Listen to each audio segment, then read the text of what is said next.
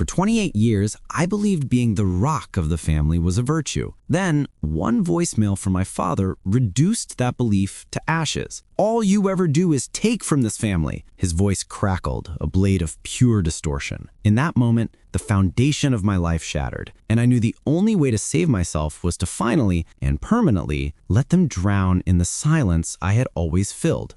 My name is Leo. At 28, I built a life that looked like success from the outside. My startup, Aura Renewables, a company focused on retrofitting commercial buildings with solar panel microgrids, had just secured its Series B funding. It was the payoff for years of 80-hour weeks, maxed out credit cards, and sleeping on a friend's couch. But my family, the Hansons, saw my success not as an achievement, but as a newly opened public utility. I was the middle child, the human-shaped safety net sandwiched between two hurricanes. My older sister, Bianca, was the charismatic entrepreneur. She'd started a dozen ventures, from an eyelash extension kit to a failed subscription box for artisanal jerky, each funded by someone else's money, usually mine. My younger brother, Kyle, was the perpetually struggling artist in Austin, whose main masterpiece was a mountain of debt from a lifestyle he couldn't afford. The requests started small, disguised as investments in their futures. "Leo, honey," my mom would coo, "Bianca just needs a bridge loan for her new boutique. It's a sure thing." The boutique closed in 3 months. Then it was, "Kyle's landlord is threatening eviction. You can't let your brother be homeless." I'd wire the money, each transaction feeling like another brick laid on my shoulders, a monument to their expectation. I hosted a lavish dinner at my new penthouse to celebrate the Series B round. I hired a chef, stocked the bar with expensive whiskey, and even had a jazz trio play. Bianca spent the evening complaining about the canapes to her latest boyfriend. Kyle asked me, in front of everyone, if I could front him the money for a trip to Ibiza with his friends to decompress. My father, a retired middle manager who wore his bitterness like a cologne, gave a speech. "Family is the only real currency, and we're all so lucky that our Leo has so much of it." He didn't mention my company. He didn't say he was proud. The subtext was a scream. "You are your bank account." That night, as I cleaned up alone, staring at the glittering skyline I worked so hard to be a part of, the resentment finally crystallized. I wasn't a son or a brother. I was a liquidity event. I was the one who fixed the leaking roof on their childhood home in Phoenix. I was the one who paid off my parents' reverse mortgage. I was the one who funded Bianca's lavish wedding to a man she divorced a year later. And all I ever received in return was the silent, crushing weight of their entitlement. This toxic family dynamic was a debt I never incurred, yet I was paying the compounding interest with my soul.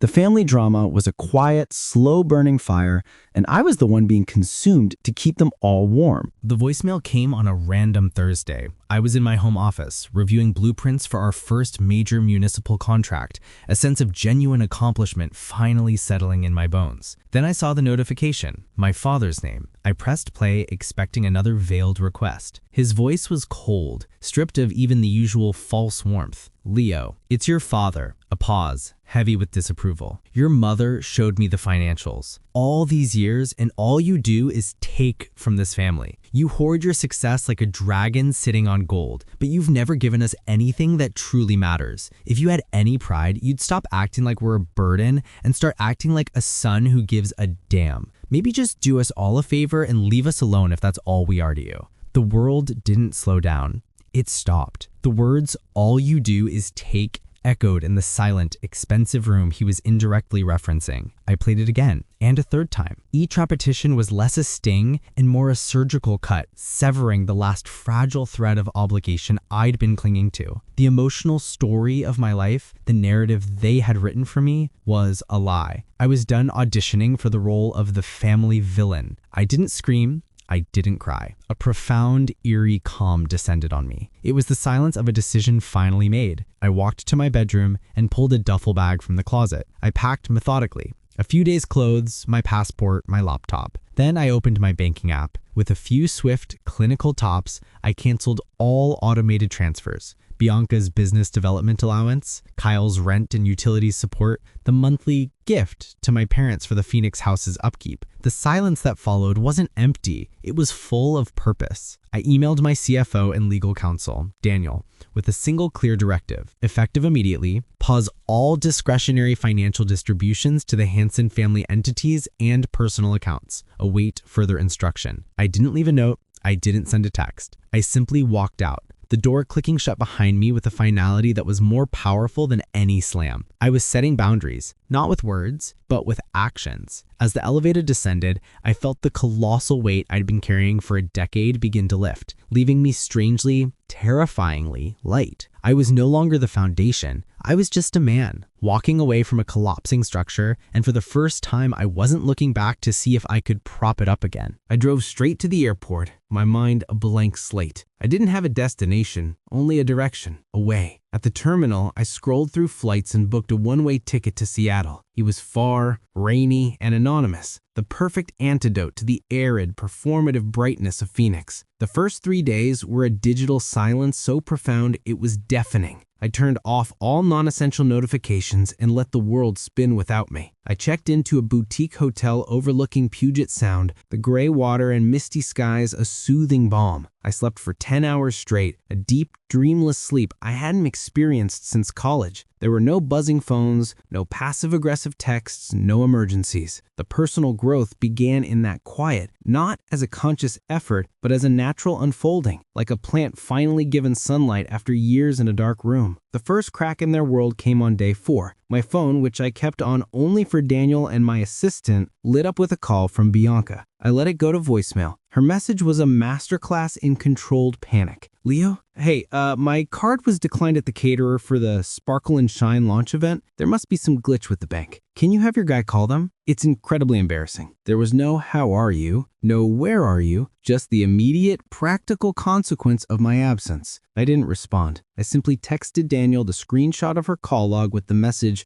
"The unraveling has begun." By the end of the week, the dam broke. My phone became a fireworks display of desperation. Kyle, dude, my landlord is literally changing the locks. What the hell is going on? I need you to call him. My mother, her voice trembling with a confusion that felt both genuine and manipulative. Leo, sweetheart, we're all so worried. Your father is upset. There's a problem with the mortgage payment. Please call me. Then my father. His voicemail was a stark contrast to the first. The cold fury was now laced with a frantic edge. Leonard, this has gone on long enough. Whatever this little stunt is, it ends now. Your mother is crying. Bianca's business is on the line. You're tearing this family apart over a misunderstanding. Call me back. I listened to each one from my hotel room, watching a ferry glide across the sound. I felt a distant pang of something. Pity, perhaps, but no guilt. They weren't worried about me. They were terrified of the void I had left behind, the void they had never bothered to fill with anything but their own demands. This was the consequence of their financial abuse. Once the wallet closed, the love, it seemed, had nowhere to go. The system was failing, and for the first time, I wasn't there with a repair kit. I was just a spectator, finally free. After a week in Seattle, the digital siege was a constant low hum in the background of my peace. I knew I couldn't hide forever. It wasn't about facing them. It was about reclaiming what was mine. I flew back to Phoenix, not with the plan to reconcile, but with the resolve of an auditor. I didn't announce my return. My first stop wasn't my parents' house. It was the office of my lawyer, Daniel. I handed him a folder containing printouts of every transfer, every loan, every invoice I'd ever paid on their behalf. The lake house, I said, my voice steady. The one in Sedona. I paid it off. What are my options? Daniel, a man whose calm demeanor could quiet a storm. Scan the documents. The deed, he said, looking up. If your name is on it, it's your asset. Not a family asset, your asset. A quick search of the county records confirmed it. My name was there, clear as day. A wave of cold clarity washed over me. They had lived in it, used it, posted pictures of their perfect summers there, all while I carried the cost. It was a metaphor for my entire life with them. My next stop was my parents' house. I pulled up in my rental car, the Arizona sun beating down on the manicured lawn I paid to maintain. I could hear raised voices before I even reached the door. I didn't knock. I used the key I still had and stepped inside. The scene in the living room was a perfect snapshot of their chaos. Bianca was pacing, phone pressed to her ear. "Because my brother is having some kind of mental breakdown and froze all the accounts." Kyle was slouched on the sofa looking betrayed. My father stood in the center, his face purple with rage. "I don't care what you have to do. Get a second lien, sell the jewelry, something." He was barking into his phone. Then he saw me. The room froze. "Leo," my mother whispered, her hand flying to her mouth. "You!" My father spat, ending his call. "You have some nerve showing your face here. What is the meaning of this sabotage?" Bianca rounded on me. "My launch is ruined. Do you know how many influencers I had to uninvite?" I didn't look at them. I looked at my father. "You said you never gave this family anything, so I'm taking it back. All of it." I turned to Bianca. "The boutique's lease? In my company's name. It's terminated." I looked at Kyle. "Your Austin apartment? The guarantor is me. That ends now." Finally, I addressed my parents. "And the lake house in Sedona? It's mine. I'm selling it." The silence was absolute, broken only by my mother's sharp intake of breath. I had finally spoken their language, the language of loss. I turned and walked out, leaving them in the ruins of a kingdom I was no longer funding. The war for my life was no longer cold. It had just begun, and I held all the legal high ground. The fallout was immediate and vicious, a testament to their desperation. My father's typed, formal letter arrived at Daniel's office demanding a mediation to discuss my destructive actions and asserting their emotional ownership of the Sedona property. Daniel called it the most beautifully worded tantrum he'd ever seen. Our response was a single PDF, the original purchase agreement for the lake house, with my father's signature clearly relinquishing all claims. The line, "I acknowledge this property is solely owned by Leo Hansen," was highlighted in yellow. The formal demands ceased, but the battle shifted to a new, more insidious front.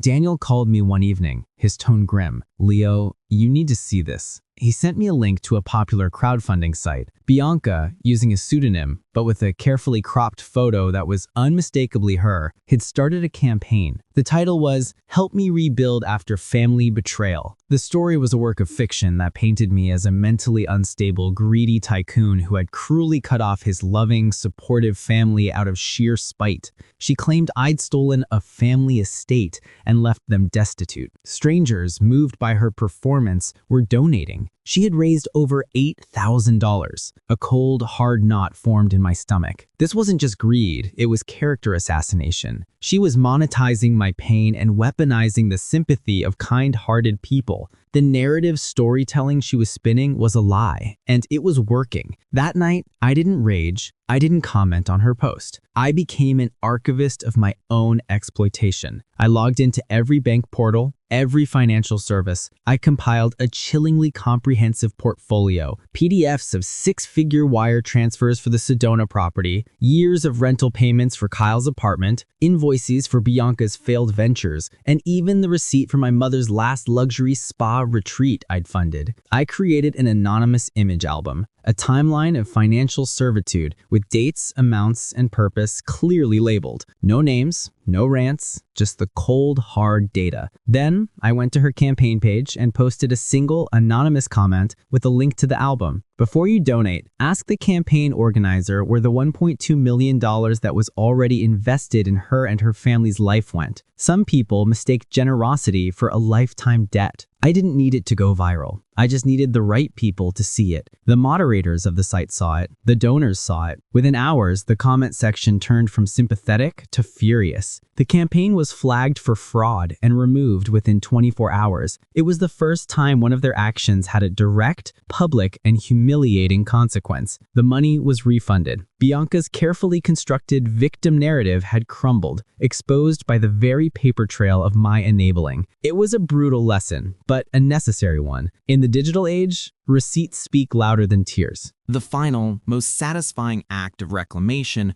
was the main house in Phoenix. Daniel had unearthed the paperwork from a massive loan I'd given my parents years ago to prevent foreclosure, a sum over $150,000, never repaid. We filed a lien against the property. The legal gears turned, inexorable and cold. A notice of trustees' sale was posted on their front door. The morning of the auction, I parked across the street. The air was already warm, thick with the scent of citrus blossoms. I watched as a small crowd gathered, investors, a few curious neighbors, and the auctioneer with her clipboard. Then, the family sedan pulled up. They spilled out like ghosts from a past life. My mother looked frail, clinging to my father's arm. His usual bluster was gone, replaced by a stiff, defeated posture. Bianca's face was hidden behind large sunglasses, but her tense jawline spoke volumes. Kyle just looked lost. My father's eyes locked onto me. He strode over, Adam trailing behind him like a sullen shadow. "Leo, stop this. You're publicly humiliating your own flesh and blood." "This isn't humiliation," I replied, my voice even. "It's accountability. You built your life on a line of credit I never agreed to open. You'd make your parents homeless?" My mother cried out, her voice cracking. "You made yourselves homeless the first time you spent money you didn't have and expected me to be the solution. I was your son, not your trust fund." The auctioneer's voice cut through the tension. The bidding began. It was over in minutes. A young tech couple from California, looking for a project with good bones, won. They paid in cash. I signed the final paperwork with Daniel in the empty living room. The movers my parents hired were already hauling boxes into a rented storage pod, a temporary, costly solution to a problem I was no longer solving. A few months later, a final email arrived from Bianca. Not a demand, not a plea, but a simple, stark message. "I think I understand now. I'm sorry." I read it once, then I archived it. The apology, however late, was no longer a key to any lock I needed to open. I had found my closure not in their remorse, but in my own emancipation. I bought a modern loft in a high-rise in a different city. It was smaller, with clean lines and silent rooms. There were no secret debts lurking in its walls, no ghosts of obligation in its corners. One evening I stood on my balcony,